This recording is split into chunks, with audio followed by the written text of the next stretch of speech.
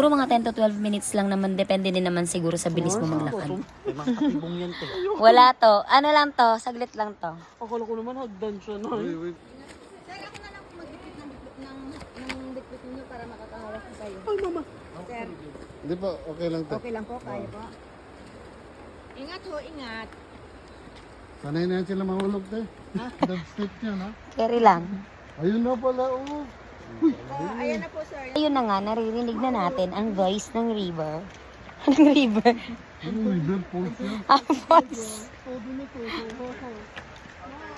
Si ate ang tour guide natin for today. Hirap pala dito pag umulan. Si Ate Mercy. Mga 5 pieces na, hindi ako makakagat dito. Ang hirap pala. Shoota parang Ayun, kailangan talaga to, hindi umulan. Pag umulan. kailangan talaga maganda yung ano ha.